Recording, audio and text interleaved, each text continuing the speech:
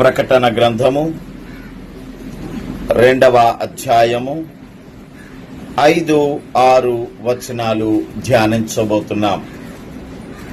ప్రకటన గ్రంథము 2వ అధ్యాయము 5-6 వచనాలు ధ్యానించబోతున్నాం. నీవు ఏ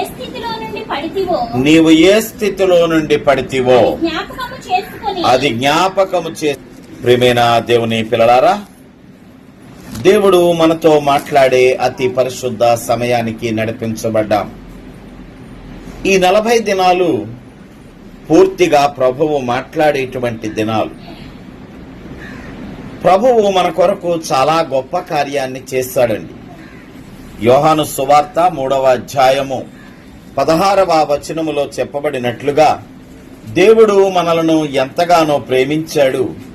ఎంతగా ప్రేమించాడంటే ఆయన యందు నమ్మిక ఉంచువారు రక్షింపబడులాగున తన ప్రియ కుమారుడిని సిలువలో బలిగా అర్పించాడు.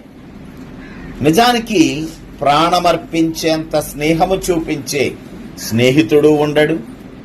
ప్రాణమర్పించేంతగా త్యాగము చేసేటువంటి తల్లిదండ్రులు కూడా ఎక్కడో గాని కనిపించరు. కానీ ప్రభువు మనకు ఎటువంటి తండ్రి అంటే, ప్రభువు మనలను ఎంత గొప్పగా ప్రేమిస్తున్నాడంటే తన ప్రియ కుమారుడిని మన కొరకు బలిగా అర్పించాడు.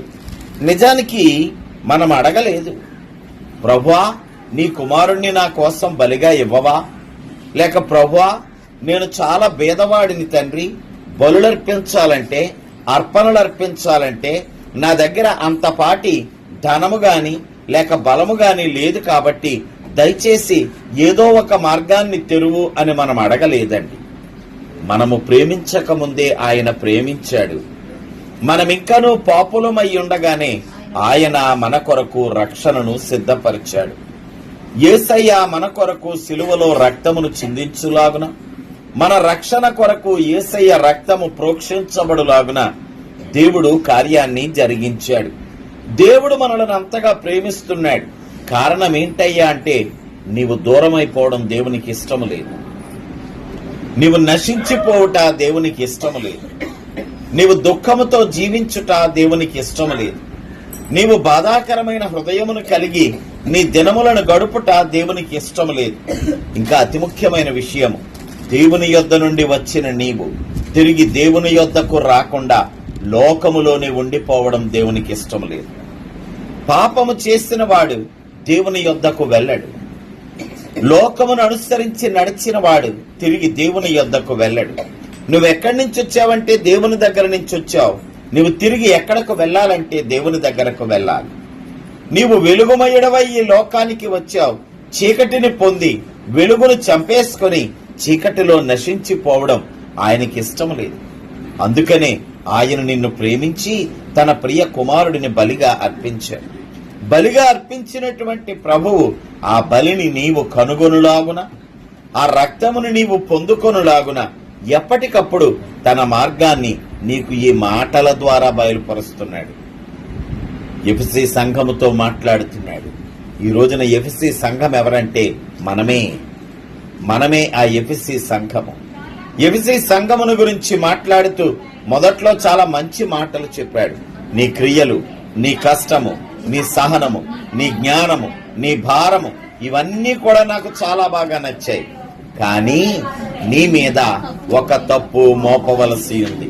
అదేంటయ్యా అంటే, మొదట నీకుండిన ప్రేమ నీలో లేకుండా పోయింది అని అంటున్నాడు. ఆ మాటకు కొనసాగింపుగా ఈరోజు 6వ వచనములో ప్రభు చెబుతున్నాడు కదా, ఒక్కసారి నువ్వు ఎక్కడ నుంచి పడిపోయావో, ఏ మెట్టు మీద నుంచి పడిపోయావో, ఎటువంటి ఉన్నతమైన ఆత్మీయ స్థితి నుంచి పడిపోయావో, ఎటువంటి దీవెనకరమైన స్థితి నుంచి పడిపోయావో దాన్ని జ్ఞాపకం చేసుకుని మారు మనస్సు పొంది తిరిగి ఆ క్రియలను చెయ్యడం మొదలుపెట్టు అని అంటున్నాడు. దేవునికి స్తోత్రం చేయాలి. ప్రభువు నువ్వు నశించిపోతుంటే విడిచిపెట్టేసేవాడు కాదు. నువ్వు పారిపోతుంటే నిన్ను విడిచిపెట్టేసేవాడు కాదు. నీవు తిరస్కరించి అవమానించి ఎన్ని రకాలుగా ఆయనను బాధ పెట్టినా కూడా ఎలాగో ఒకలాగా నిన్ను సరైన మార్గములో పెట్టాలనుకుంటున్నాడు ప్రభు. ఏదో ఒక విధముగా నీవు కూడా ఆశీర్వదించబడాలని కోరుకుంటున్నాడు ప్రభు. ఏదో ఒక విధముగా నీవు కూడా సంతోషముగా జీవించాలని కోరుకుంటున్నాడు ప్రభు. అందుకనే ఒక మార్గాన్ని చూపిస్తున్నాడు ప్రభువు. ఒక కండిషన్ పెడతాడు, ఒక ఆశీర్వాదం ఇస్తాడు. ఒకవేళ నువ్వు దారి తప్పినట్లయితే గనక నీ తప్పేంటో నీ కన్నులకు చూపెడతాడు. నువ్వు ఎక్కడ పొరపాటు చేస్తావో నీ కన్నులకు చూపెడతాడు. ఎఫెసీ సంఘం అంట దాని మొదటి ప్రేమను విడిచిపెట్టిందంట. దాని మొదటి ప్రేమను విడిచిపెట్టింది. ఇదిగో అందుకని నువ్వు ఎక్కడి నుంచి పడిపోయావో ఒకసారి జ్ఞాపకం చేసుకో. అక్కడ ఉన్నప్పుడు ఎలాంటి క్రియలు చేసేవాడివో జ్ఞాపకం చేసుకో. నీవు మరలా గనక ఆ క్రియలను చేసినట్లయితే, నీవు తిరిగి ఆ క్రియలను చేసినట్లయితే గనక మునుపటి స్థానాన్ని, మునుపటి ఆశీర్వాదాన్ని, మునుపటి నెమ్మదిని, మునుపటి శాంతిని నీకు అనుగ్రహిస్తానని చెబుతున్నాడు. పిల్లలు తప్పు చేస్తూ ఉంటారు, ఏదో ఒక విధమైన పొరపాటు చేస్తూ ఉంటారు. వారు గనక మన యొద్దకు వచ్చి, నాన్న నేను తప్పు చేశాను, ఫలానా విషయంలో నేను పాపము చేశాను అని అనినట్లయితే గనక మనము క్షమిస్తాము. దేవునిలాగే మనము కూడా మరచిపోతాము. ఇక మాటి మాటికి దానిని జ్ఞాపకము చెయ్యము. పశ్చాత్తాపపడువానికి పాప క్షమాపణ దొరుకును. దేవునికి స్తోత్రం చెప్పండి. పశ్చాత్తాపపడువానికి పాప క్షమాపణ దొరుకును. పాప క్షమాపణ పొందిన వానికి మార్గములు సరాలము చేయబడును. ఎందుకయ్యా అంటే వారికి దేవుని యొక్క మాటలు దొరుకుతాయి కాబట్టి, వారు దేవుని మాటలను కనుగొనగలుగుతారు కాబట్టి, వారు దేవుని మాటలను వినగలుగుతారు కాబట్టి. దేవుని బిడ్డ, పశ్చాత్తాపము అనేటువంటిది క్రైస్తవ జీవితంలో చాలా చాలా ముఖ్యమైనటువంటిది. మొన్ననే మీతో మాట్లాడుతూ చెప్పాను, క్షమాపణ కలిగి ఉండాలి. అంతేకాదు క్షమాపణ పొందువానిగా ఉండాలి. ఆ మాట గురించే మాట్లాడుతూ చెబుతున్నాను కదా, సమాధాన పడాలని చెబుతున్నాను. నువ్వు బల్లను సమీపించేటప్పుడు నువ్వెవరితోనైతే అసమాధానముగా ఉన్నావో వారితో సమాధాన పడమని చెప్పాను. క్రైస్తవ జీవితంలో అతి ప్రాముఖ్యమైనటువంటి విషయం ఏదైనా ఉందంటే గనక అది సమాధాన పడడమే. ఎందుకంటే పాపము చేసిన లోకమును దేవునితో సమాధానపరిచే మధ్యవర్తి మన యేసయ్య. యేసయ్యను అనుసరించి నడుస్తున్నటువంటి నువ్వు కూడా సమాధానపరచువానిగా ఉండాలి. నీ జీవితంలో ఇతరులతో సమాధాన పడేవానిగా ఉండాలి. అంతేగాని కోపాలతో ముఖము తిప్పుకునేవానిగా ఉండకూడదు. అదే కదా ప్రేమ అంటే. ఆ క్రియలు నీలో ఉండాలి. పిల్లవాడు తప్పు చేసినప్పుడు వాడొచ్చి, నాన్నా నేను తప్పు చేశానని పశ్చాత్తాపడినట్లయితే వాడికి పాప క్షమాపణ దొరుకుతుంది. చాలా మంది పిల్లలు భయమును బట్టి బుకాయిస్తూ ఉంటారు. నాకేం తెలియదు, నా పక్కనున్నవాడు చేశాడు, అందుకనే అని చెప్పి ఏదో చెబుతూ ఉంటాడు. నువ్వు శిక్షించబడతావు సుమి. రండి, ఆదికాండములో ఆదాము అవ్వల జీవితంలో జరిగిన సంగతి మనందరికీ తెలిసినదే.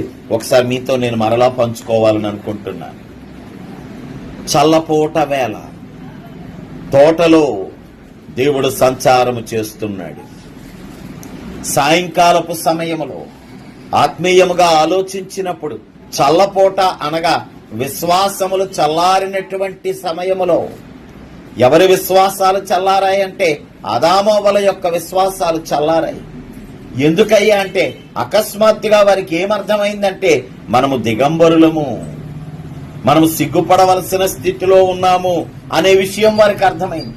ఎందుకు అర్థమైందంటే ఈ మాట జాగ్రత్తగా ఆలకించండి. హవ్వ మొదట దేవుని స్వరమే వినేది. ఇప్పుడు ఎవరి స్వరము వినిందండి? లోకపు స్వరమును ఆలకించింది. ప్రభు అంటున్నాడు, మొదట నీకుండిన ప్రేమ నీలో లేదు. మొదట నీవు వినిన స్వరాన్ని నిర్లక్ష్యము చేస్తున్నావు. మొదట నీవు వినిన స్వరాన్ని నిర్లక్ష్యము చేస్తున్నావు. ఈ రోజున ఏవేవో స్వరముల కొరకు ఎదురు చూస్తున్నావు. మొదట నీతో మాట్లాడిన స్వరము వినబడుతున్నా కూడా ఆ స్వరాన్ని పక్కన పెట్టి వినబడుతున్న వేరు విధమైన స్వరముల వెనుక నడుస్తున్నావు. బిడ్డా, ఈ మాట ఆత్మీయముగా చాలా చాలా లోతైనటువంటి మాట. చాలా జాగ్రత్తగా నీ జీవితంలో దాచుకోవలసిన మాట. ఒకానొక రోజున ప్రభువు నీతో అన్నాడు కదా, నీ భారము మొత్తాన్ని నేను భరిస్తాను, నువ్వు తొందరపడవలసిన అవసరం లేదు, భయపడవలసిన అవసరం లేదు, అటు ఇటు పరుగులెత్తాల్సిన అవసరం లేదు, నేనున్నాను, భయపడకు అని చెప్పాడు. కానీ ఈ రోజు నువ్వేమంటున్నావో తెలుసా? మరలా నాకు భయం వేస్తోంది అని అంటున్నావు. ప్రభు అక్కడికి పక్క నుంచి అంటున్నాడు, నేనున్నాను కదా, నువ్వు భయపడకు అని చెప్పి అంటున్నాడు. కానీ నువ్వు అంటున్నావు కదా, ఏమో నాకు భయం వేస్తోంది, ఏం చేద్దాం? నేనున్నాను, భయపడకు అంటున్నాడు. నువ్వు అంటున్నావు చాలా సంవత్సరాల క్రితం చెప్పాడండి ప్రభు. ఒకవేళ ఇప్పటికీ కూడా మాట మీద నిలబడతాడంటారా? నువ్వు నీ మాట తప్పుతావు, కానీ నీ ప్రభువు ఏనాడు తన మాట తప్పడు. ఒక్కసారి మాట ఇచ్చాడంటే నువ్వు ఏ పరిస్థితిలో ఉన్నా కూడా ప్రభువు ఆ మాట నెరవేర్చునుగాక. తెలుసా, ఆయన నెరవేర్చి తీరతాడు, నెరవేర్చి తీరతాడు. అబ్రహాముతో అంటున్నాడు, నీ పిల్లల యొక్క పరిస్థితి ఈ విధముగా ఉంటుందని చెబుతున్నాడు.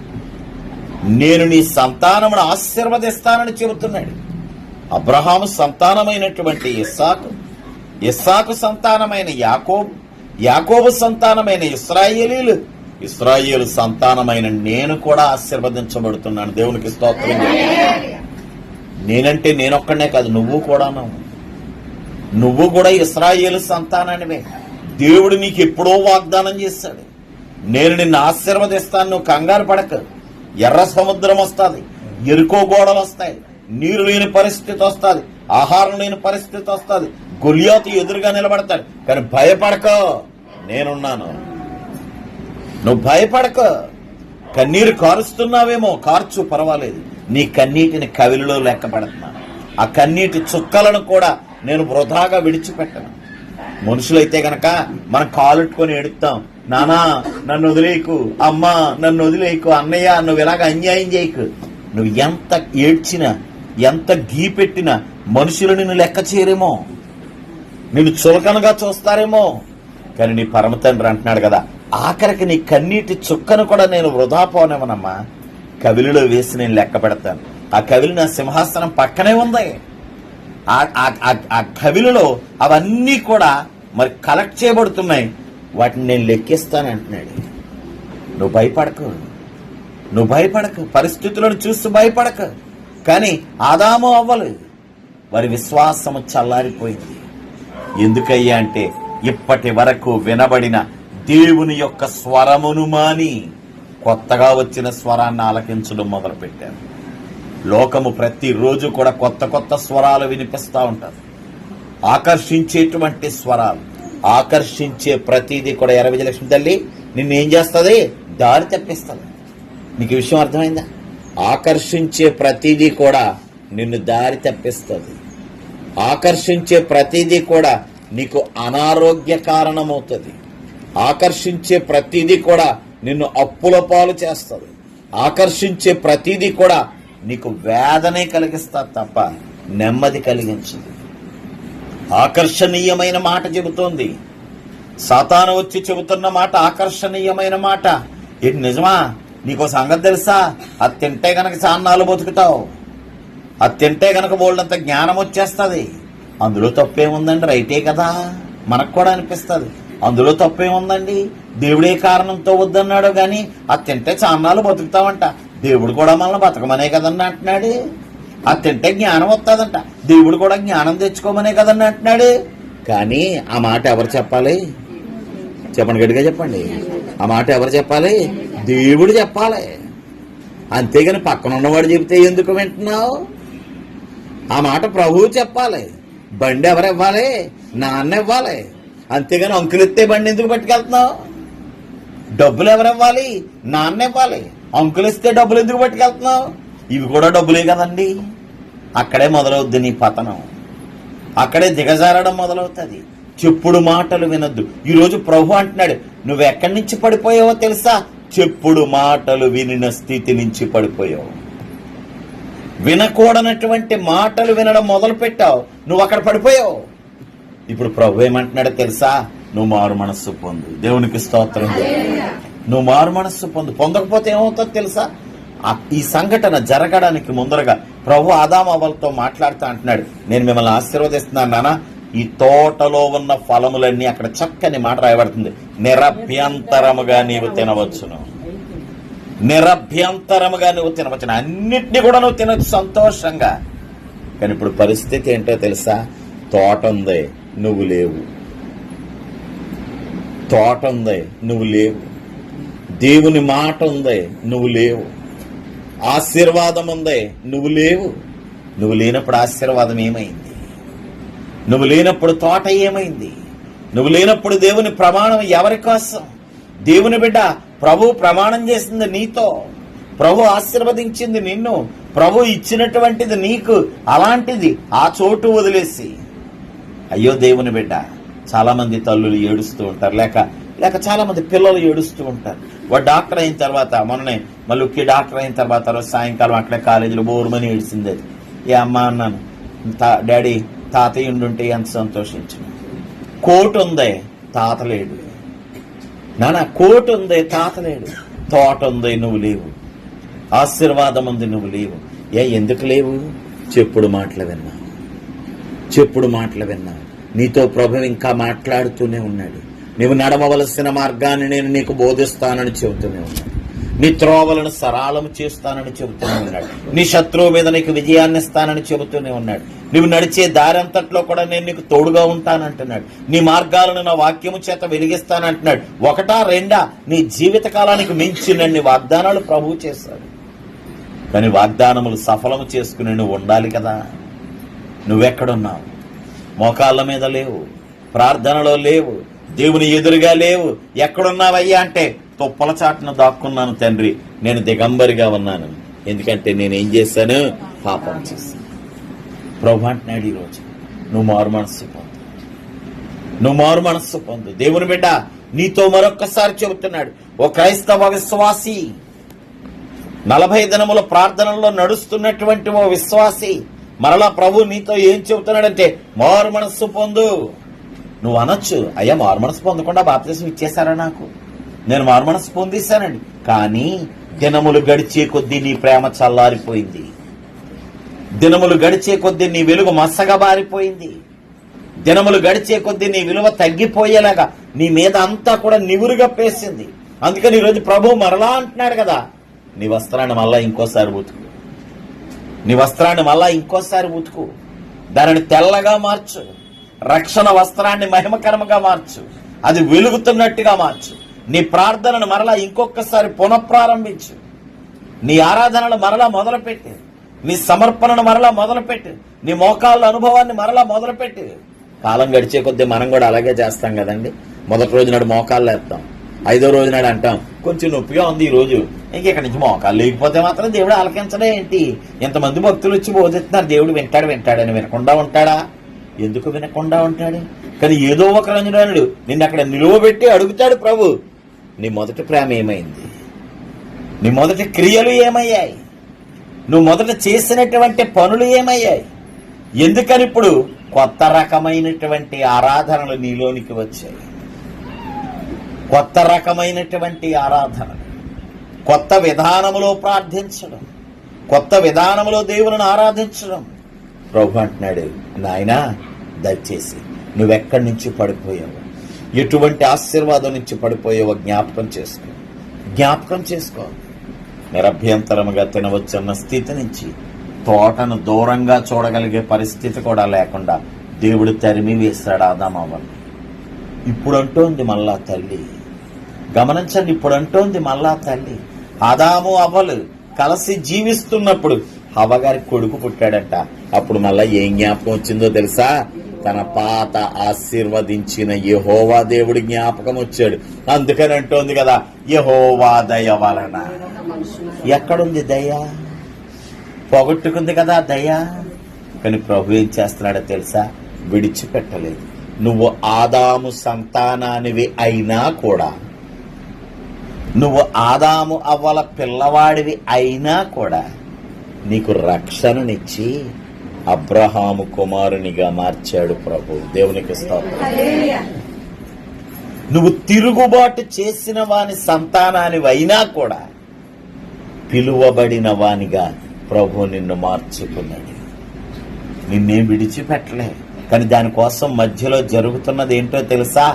మారు మనస్సు. మారు మనస్సు. ఈ రోజున కూడా దేవుని బిడ్డ, నీ చేతులలో నుంచి నీ రక్షణ జారిపోలేదు. నీ చేతులలో నుంచి నీ ఆశీర్వాదం జారిపోలేదు. నువ్వింకా కూడా దేవుని ఆశ్రయించగలిగే అవకాశం ఉంది. నేనంటాను, ఊపిరి పీలుస్తున్న ఆఖరి ఊపిరి వరకు కూడా, ఆఖరిసారి పీల్చుకునేంత వరకు కూడా దేవుని యొద్ద పాప క్షమాపణ పొందే అవకాశాన్ని ప్రభు నీకు ఇచ్చాడు. అలాగని అప్పుడండి అని అనుకుంటున్నామో, అప్పుడు నీకు స్పృహ ఉండదు. అప్పుడు నీ బుర్ర పని చేస్తూ ఉండదు. నీకన్నీ కూడా భ్రమలు వచ్చేస్తాయి. సాధారణంగా డాక్టర్లు అడుగుతూ ఉంటారు. మనకైతే కనుక అర్థం కాదు.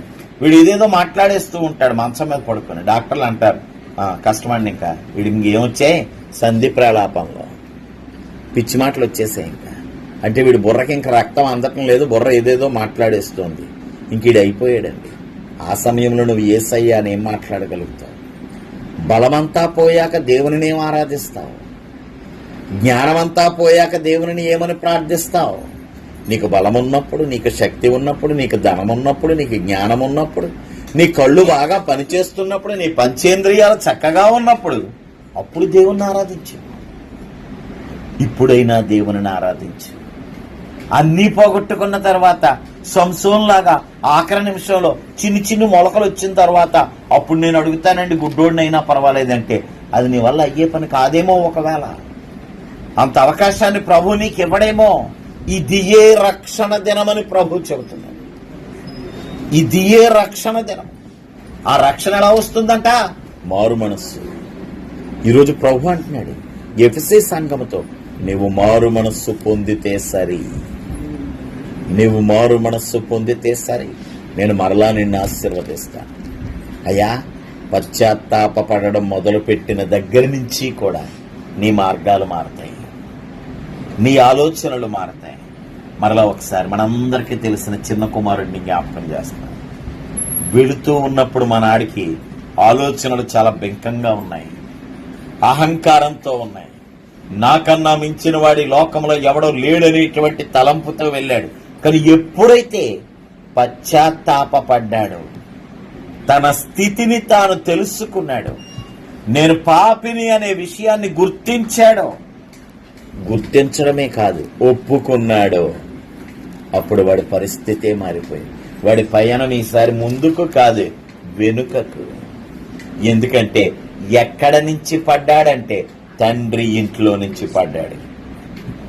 తండ్రి ఇంట్లో నుంచి పడ్డాడు, ఆశీర్వాదములో నుంచి పడ్డాడు, దీవెనకరమైన స్థితి నుంచి పడ్డాడు, 10 మందికి పని చెప్పే స్థితి నుంచి పడ్డాడు, 10 మంది పని వాళ్లను మెయింటైన్ చేసే స్థితి నుంచి పడ్డాడు.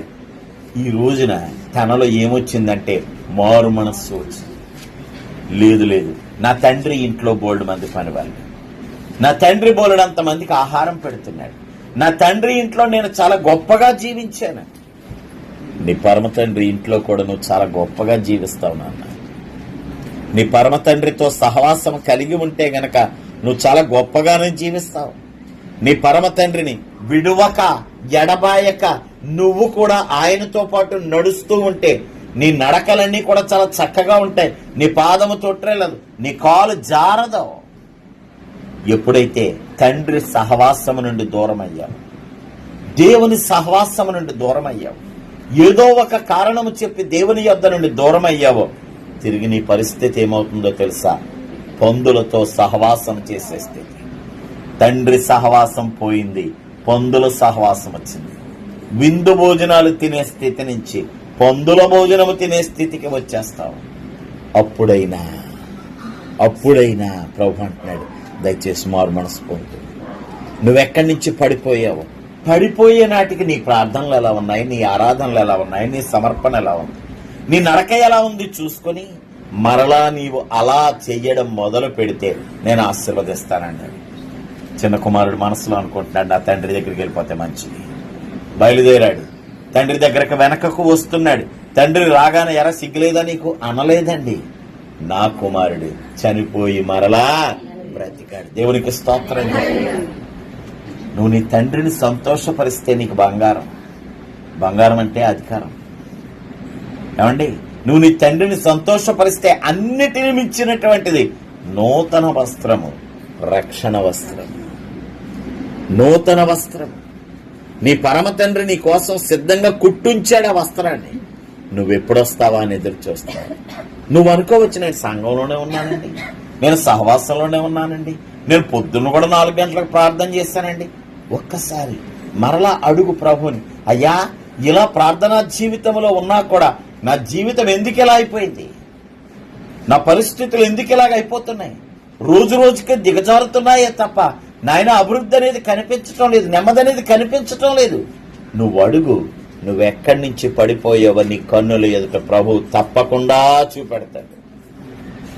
నీ కన్నుల ఎదుట నీ ప్రభు తప్పకుండా చూపెడతాడు. ఆయన పాపములను బయలుపరచువాడు, ఇతరులకు మరుగు చేసి మరిచిపోయేవాడు. నీ స్థితిని నీకు తెలియచేస్తాడు ఆయన. ప్రభు అంటున్నాడు కదా, నువ్వు మారు మనస్సు పొంది ఎఫెసీ సంఘమా. ఒకప్పుడు నీలో ప్రేమ ఉండేది, ఆ ప్రేమను బట్టి నువ్వు ఎంతో బలంగా నడిచావు, నా నామము నిమిత్తము భారాన్ని వహించావు. అక్కడ ఉన్నటువంటి ఆ 6వ వచనంలో అనుకుంటాను, ఆ 7వ వచనంలో అనుకుంటాను, అక్కడ చూడండి, నీకొలాయుతుల క్రియలను కూడా నువ్వు ద్వేషించావు. నేను దేన్నైతే ద్వేషించానో దాన్ని నువ్వు ద్వేషించావు, నేను దేన్నైతే ప్రేమించానో దాన్ని నువ్వు ప్రేమించావు. కానీ ఇప్పుడు నీ పరిస్థితి ఏంటి? నేను వద్దన్న దాన్ని నువ్వు ప్రేమిస్తున్నావు, నేను వద్దన్న దాన్ని నువ్వు ప్రేమిస్తున్నావు, నేను ప్రేమించమన్న దానిని నువ్వు ప్రేమించటం లేదు. హవ్వ వద్దన్న దానిని ప్రేమించింది, ప్రేమించాల్సిన దేవుని మాటను ప్రేమించకుండా చెప్పుడు మాటలు ప్రేమించింది. ఆదాము ఒకప్పుడు దేవుని మాటను ప్రేమించాడు. అబ్బాయి వీటన్నిటికీ పేర్లు ఎట్టంటే ఎంత కూడా అసలు ఎక్కడ కొదువు చేయకుండా అన్నిటికీ పేర్లు పెట్టాడు. కానీ ఇప్పుడు ఎవరిని ప్రేమిస్తున్నాడు? హవ్వను ప్రేమిస్తున్నాడు. మీకు చెబుతున్నాను కదా అనేక సార్లు, దేవుడిచ్చిన ఆశీర్వాదాన్ని ప్రేమిస్తున్నాం, దేవునిని ప్రేమించడం మానేస్తున్నాం. దేవుడిచ్చిన హవ్వను ప్రేమించాడు, దేవునిని ప్రేమించడం మానేశాడు. ఆదాముకు కూడా తెలుసు ఈ పండు తినకూడదు, కానీ హవ్వ మీద ఉన్న ప్రేమ కొద్దీ మరలా అడుగుతున్నాను, దేవుని మీద నువ్వు ప్రేమను ఉంచావా, మార్చేసావా? కేవలం నీ సంఘాన్ని ప్రేమించి ఆగిపోయావా? కేవలం నీ దైవజనుణ్ణి ప్రేమించి ఆగిపోయావా? కేవలం ఏదో ఒక ప్రసంగాన్ని ప్రేమించి ఆగిపోయావా? కేవలం నీ సహోదరుణ్ణి ప్రేమించి అవే సంఘములో ఉండే బలహీనతలు. ఈ 40 దినాల్లో ప్రభు ఎత్తి చూపిస్తున్నాడు. నువ్వు ప్రేమించాల్సినది క్రీస్తును, ప్రేమించాల్సినది క్రీస్తు మాటనే తప్ప నీ సంఘాన్ని కాదు, నీ కాపరిని కాదు, నీ కాపరి మాటను కాదు. ప్రియ సహోదరుడా, ప్రభు అంటున్నాడు, మొదట నీకుండిన ప్రేమ ఇప్పుడు నీలో లేదు. ఇప్పుడైనా మారు మనస్సు పొందు, నేను నిన్ను ఆశీర్వదిస్తాను. నీ పూర్వపు దీవెనలను నీకు నేను మరలా ఇస్తాను, నీ పూర్వపు స్థితిని నేను నీకు మరలా ఇస్తాను. ఆ మాటకొస్తే రెట్టింపు ఆశీర్వాదమును నేను మీకు మరలా ఇస్తాను. ఆ స్థితికి మనందరము నడిపించబడుదుముగాక, మన క్రియలను మార్చుకొందుముగాక, తిరిగి ప్రభువును ప్రేమించు వారిగా మారుదుముగాక.